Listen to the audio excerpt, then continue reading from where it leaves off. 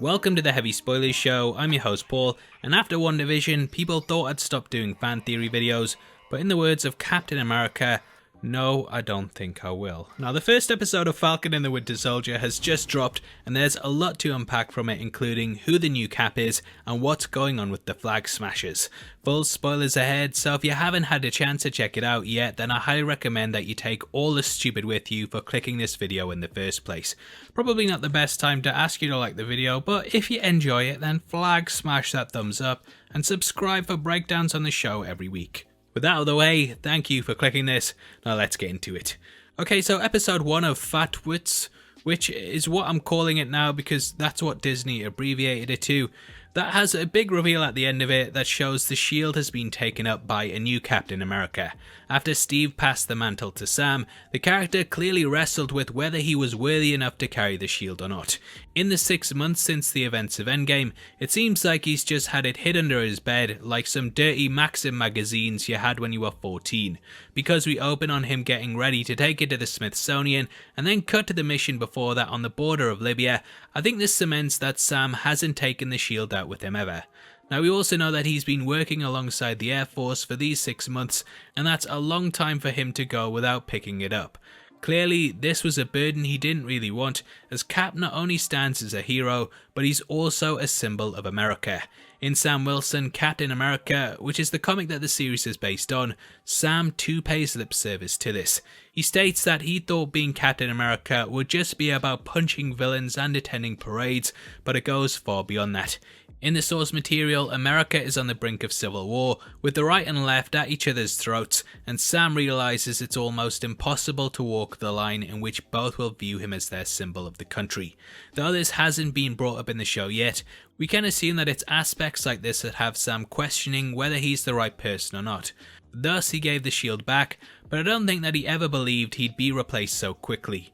Thus, when the new Captain America shows up at the end, it feels like a kick in the balls.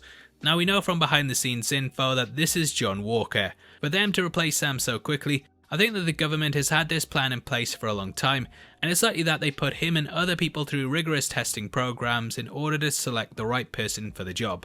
I'll get into how this could tie into the Flag Smashers later on, but in the comics, John Walker started off as the villain Super Patriot. Walker's brother Michael was killed during the Vietnam War, and John grew up idolizing him in his sacrifice. He joined the military, and after receiving training, slotted into the role Super Patriot. Walker started to publicly discredit Captain America, stating that he didn't really represent the ideals of the United States, and he began to stage attacks in order to make it look like he was the true saviour. I do believe that this will tie over into the show as well, and throughout it, that Walker will help the Flag Smashers to carry out attacks so that he can show up and save the day. This will make him seem like more of a hero, and though this aesthetic was present in Mysterio 2, it does have basis in the source material. Now, similar to what we see in the show, Walker did become Captain America at one point. Cap vacated the mantle, and after John changed his views, he became the next in line to bear the shield. However, he wasn't that well received by either the audience or the characters in the comics themselves. Throughout the decades, there have been several character switches like this, and the one that I always go back to is Azrael in the Batman Nightfall arc. He replaced Bruce Wayne as the Dark Knight and was disliked by many because of his brutality and general swanky attitude. He thinks he owns the place. You don't, mate, you're a dickhead. Now, this was mirrored in Walker, but these character switches do serve a purpose. In showing everything that could be bad about these heroes and their mantles, they also showcase why Steve and Bruce are so perfect for the roles. This is something that I think is also present in Sam's mind state too. In questioning whether he's even worthy to be Cap or not, he's showing that he is. Yeah, he is because he doesn't want to be, so he is. Steve was picked not because he was the biggest or strongest or even the fastest YouTuber on the net, but rather because of the person that he was on the inside. Now, Steve and Walker ended up having a showdown, and after this the latter lost the name because he was deemed unworthy. He faked his death and returned as the anti-hero US agent, which is the persona that he's carried since. Wearing a variation of the Captain America costume and carrying a vibranium disc as a shield, he continued to walk the line between good and bad. One thing that has always remained though is his respect for Cap. Now in Sam Wilson Captain America, Walker was actually ordered by Cap to publicly humiliate Sam, and the two ended up fighting in the street whilst the public watched on. This was put in place to make Sam look unworthy, and I definitely think that the bigger Sam gets, the more likely it is that the two will face off. We've already seen from people that Sam has encountered that they greatly admire all that he's done, and even though they're not approving his loan application, he's viewed as a hero in the public eye. Maybe they should leave him alone. Hey, get that noise? Don't dislike the video, yeah, that was an alright one. Now, I think that it'll come down to the pair going head to head after Sam and Bucky learn that Walker is helping the Flag Smashers to carry out attacks. In the trailers, we see the semi-truck scene, and Walker is actually on it at one point. Therefore, I think Sam getting too close to these attacks will make Walker realise that he has to take him out before he uncovers the truth, and that will be a big driving force in the series. Now, as for the Flag Smashers themselves, the one we saw operating in the episode demonstrated superhuman strength. If Walker is in line with his comic book adaptation, then it means that he has this ability too, and I think this ties in with the Flag Smashers' powers. Walker likely wasn't picked overnight, and potentially he has been experimented on too with a number of other candidates. In WandaVision, we saw as Hayward was trying to provide a line of defense for the planet in Vision, and it could be possible that the government were trying to recreate Captain America for the same reason.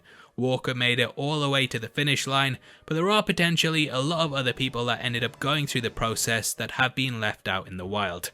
In Captain America Civil War, we saw a full training program for people who too had the super soldier serum in them, and they were extremely dangerous. Potentially the Flag Smashers were put through this as well, and they had instilled in them the ideals of America. However, after being rejected and seeing the pageantry of what it meant to be the captain, they may have gone back on these notions and turned to a life of attempting to take down society. In the comics, Flag Smasher was a villain who believed that borders infringed on freedom, and that governments on the whole instilled hatred in their people by pitting them against their neighbours through making them believe that left and right should be at war. I think that this will be the case here, with Walker actually wanting to potentially overthrow the government at large so that things destabilise like how they were before the blip. This has been brought up as a motive for their actions, and potentially due to the population being dwindled, there were actually more opportunities for the survivors. I kind of feel that in the way Walker is seen as a hero at first, that he will eventually be revealed as a villain. Juxtaposing this, I think that the Flag Smashers might become somewhat sympathetic figures. Potentially they've been used by the government and then cast to the side, and I think that this will create an interesting political talking point which, yeah, the Captain America series has always done. Now obviously I'd love to hear your thoughts and theories on everything that we've discussed, so make sure you comment below and let me know. As a thank you for interacting with the video, you'll be entered into a prize draw on the 31st of March in which we're giving away 3 copies of a Marvel 4K box set of your choice. All you have to do to be on the chance of winning is like the video, make sure you subscribe with notifications on, and drop a comment below with your thoughts on the theories. The winners of last month's competition are on screen right now, so if that's you, then message me on Twitter at Heavy Spoilers. If you want something else to watch, then make sure you check out our breakdown of the first episode, which will be linked on screen right now. We've gone over the entire thing from top to bottom and pointed out all the Easter eggs we could, so it's definitely worth checking out if you want something else to watch. With that out of the way, thank you for sitting through the video. I've been Paul, and I'll see you next time. Take care, peace.